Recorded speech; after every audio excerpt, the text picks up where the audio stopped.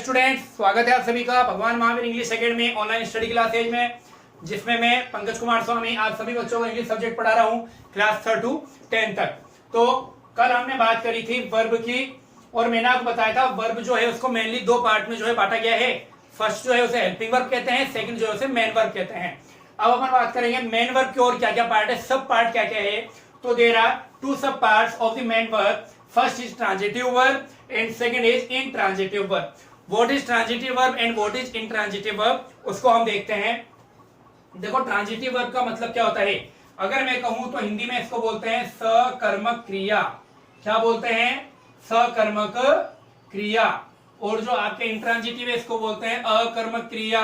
क्या बोलते हैं? अकर्मक क्रिया। सकर्मक का मतलब होता है ऐसी क्रिया जिसके लिए साथ में किसकी जरूरत है? कर्म की जरूरत है। जबकि अकर्मक क्रिया का मतलब हो गया ऐसी क्रिया जिसके लिए साथ में किसकी जरूरत नहीं है? कर्म की जरूरत नहीं है। देखते हैं, जैसे ट्रांजिटिव वर्ब, ऐसी वर्ब जिसे अपना अर्थ देने के लिए, अर्थ समझाने के लिए, सामने वाले को समझाने के लिए, बताने के लिए ऑब्जेक्ट यानी कर्म की जरूरत होती है। यानी कि अगर आपने वहां पे कर्म यानी ऑब्जेक्ट को मेंशन नहीं किया तो आपका जो सेंटेंस है वो इनकम्प्लीट रहेगा। जैसे I, he ate. This is not a complete sentence. This is a incomplete sentence. क्यों? क्योंकि सर यहाँ पे ऑब्जेक्ट नहीं है। ऑब्जेक्ट लिख देते हैं, देखो he ate bananas। अब बताओ, अब ये इनकरेक्ट है या करेक्ट है? Yes sir, now it is correct. अब ये बिल्कुल करेक्ट है। अब देखो, I slept, slept का मतलब है चाटा लगाना। I slept, तो अगर I slept आया तो ये क्या है? कंप्लीट नहीं है, अभी तक ये इनकम्प्लीट है। क्यों? क्योंकि हमें ये नहीं पता है कि जो स्लेप्ट यानी कि चांटा लगाया गया है वो किसके लगाया गया है। लेकिन अगर मैं लिखूं आई स्लेप्ड हर, मैंने उसे चांटा लगाया, तो अब ये कंप्लीट सेंटेंस हो गया। अब इसको कोई भी इनकरेक्ट नहीं बता सकता। इसी तरह यहां देखो, शी टेक्स वॉट, यानी कि अगर मैं पूछे शी टेक्स, लेकिन क्या, अभी तक इसके पास में कोई कंप्लीट इसका सेंस थोड़ी है शी टेक्स। लेकिन अगर मैं लिखूं शी टेक्स कॉफी, यानी उसे क्या लेना पसंद है, क्या लेती है वो? कॉफी लेती है, कॉफी पीती है। अब ये कंप्लीट है, अब इसको इनकरेक्ट नहीं बता सकते। पहले ये इनकरेक्ट था क्योंकि टेक्स के बाद में ऑब्जेक्ट आना जरूरी है, जो कि आपने लिखा नहीं था। अगला देखो, नेक्स्ट, ही हैज गिफ्टेड, उसने गिफ्ट दिया। किसे दिया या क्या दिया? जैसे मैं लिखूं he has gifted her wife, उसने अपनी वाइफ को क्या दिया? गिफ्ट दिया। तो बात आई समझ में? तो जब तक आप उसके अंदर आगे ऑब्जेक्ट नहीं लिखेंगे वर्ब से आगे, तो वो क्या कहलाएगी? इनकम्प्लीट कहलाएगी, यानी कि वो सेंटेंस इनकम्प्लीट कहलाएगा। तो इन्हीं को कहते हैं ट्रांजिटिव वर्ब, जिसमें हमें सेंटेंस का मीन समझाने के लिए, अर्थ बताने के लिए किसकी जरूरत होती है? ऑब्जेक्ट की जरूरत होती है। These are objects which we form after the verb. ठीक है, जो हमने उसके बाद में बनाया है, लिखा है ना, वो हमारी क्या है? ऑब्जेक्ट्स है।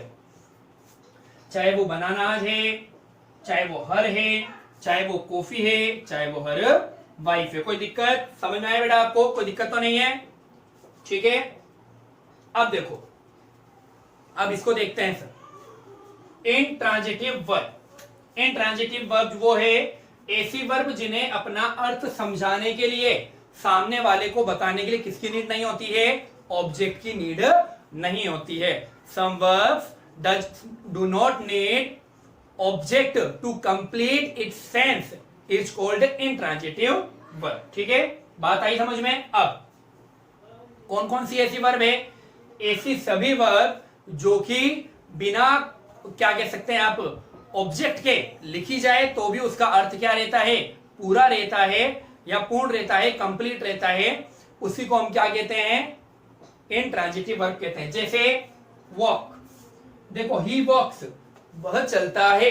अब इसके अंदर कुछ भी नहीं है, हम कोई क्वेश्चन नहीं कर रहे व्हाट, क्या चलता है ना? समझ में आ रही है बात? तो ये वॉक क्या हो गई? एक तरीके से intransitive verb. The baby is sleeping, बच्चा सो रहा है। कंप्लीट है सेंटेंस, इसके अंदर कोई नीड नहीं है हमें किसकी? ऑब्जेक्ट की। यू आर क्राइंग, तुम रो रहे हो, इसका मतलब यहां पर भी ऑब्जेक्ट की नीड नहीं है, इंट्रांजिटिव वर्ब है। लाफिंग यानी लाफ, वे हंस रहे थे, इसके अंदर भी ऑब्जेक्ट की नीड नहीं है। तो वॉक हो गया, स्लीप हो गया, क्राई हो गया, लाफ हो गया, ये सब क्या है हमारी इंट्रांजिटिव वर्ब है। अब मैं एक इंपॉर्टेंट वर्ब की बात करूंगा जो है फ्लाई। क्या नाम है उसका? फ्लाई। देखो दोनों तरफ लिखूंगा मैं, चिल्ड्रन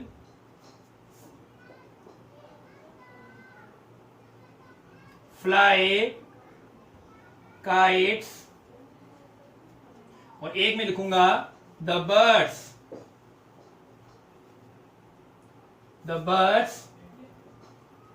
आर फ्लाइंग। देखो दोनों तरफ देखना, मैंने एक ही वर्ब को दो जगह यूज किया है फ्लाई को। फ्लाई का मतलब होता है उड़ना या फिर होता है उड़ाना।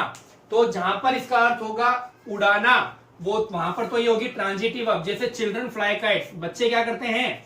पतंग को उड़ाते हैं। जबकि नीचे इसका मतलब है उड़ना, पक्षी जो है वो क्या कर रहे हैं? उड़ रहे हैं। यहां पर ये इंट्रांजिटिव वर्ब है। देखो फ्लाइंग के बाद में मैंने वो ऑब्जेक्ट लिखाया गया नहीं लिखा है, लेकिन यहां पर फ्लाई के बाद में मुझे क्या लिखना पड़ा? काइट्स यानी ऑब्जेक्ट लिखना पड़ा। अब एक और चीज मैं आपको क्लियर कर दूं बेटा कि ये जितने भी सेंटेंस है यानी जो इंट्रांजिटिव वर्ब के हैं, इनके बाद में जरूरी नहीं है कि कुछ आ नहीं सकता।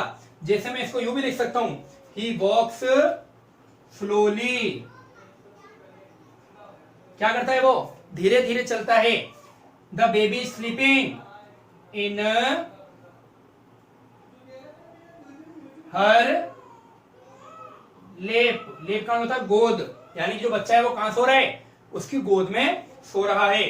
यू आर क्राइंग, चलो इसको तो कोई नहीं। दे वर लाफिंग एट मी। तो अब देखो यहां पे, अब आप कहोगे सर आपने ये चीज लिखी, क्या ये ऑब्जेक्ट नहीं है? नहीं है बेटा, ये ऑब्जेक्ट नहीं है। क्यों नहीं है ऑब्जेक्ट? क्योंकि ऑब्जेक्ट केवल और केवल दो ही चीजें होती है। देखो कौन कौन सी दो चीजें होती है जो ऑब्जेक्ट होती है? एक तो होता है नाउन, एक होता है प्रोनाउन। वापस से देखो क्या क्या चीजें ऑब्जेक्ट होती है? नाउन या फिर प्रोनाउन। स्लोली कोई नाउन प्रोनाउन नहीं है, इसलिए ट्रांजिटिव वर्ब नहीं है। ये कोई नाउन प्रोनाउन नहीं है, ट्रांजिटिव वर्ब नहीं है। अच्छा, इसके अंदर एट जो आ रहा है, अगर ये केवल भी होता ना तब तो मैं लिख देता, लेकिन एट आ रहा है ना, ये कोई नाउन या प्रोनाउन नहीं है। इसका मतलब कि ये सारी की सारी। अच्छा, इसके अंदर एक और ये देखो, जैसे इसको मैं कर देता हूं इन द स्काई, तो वापस से वही बात है, ये जो इन आ रहा है ये ना तो नाउन है ना ही प्रोनाउन है, ये तो प्रीपोजिशन है ना। तो बात आ गई समझ में? ट्रांजिटिव वर्ब ऑब्जेक्ट लेगी, ऑब्जेक्ट या तो प्रोनाउन होगा या प्रोनाउन होगा। जबकि इंट्रांजिटिव वर्ब कोई भी ऑब्जेक्ट नहीं लेगी, यानी नाउन और प्रोनाउन को छोड़कर प्रीपोजिशन आ सकते हैं या फिर एडजेक्टिव एडवर्ब को यूज किया जा सकता है। ठीक है, तो मैंने कोशिश की है आपको डीपली नॉलेज देने की ट्रांजिटिव और इंट्रांजिटिव वर्ब की, ताकि आप ऑटोमेटिकली अपने आप समझ सकें कि ट्रांजिटिव वर्ब और इंट्रांजिटिव वर्ब दोनों में क्या डिफरेंस है। ठीक है बेटा, तो आज आपका ये जो टॉपिक है कंप्लीट होता है। कल मिलेंगे नेक्स्ट टॉपिक के साथ में, तब तक के लिए take care, bye bye and good night.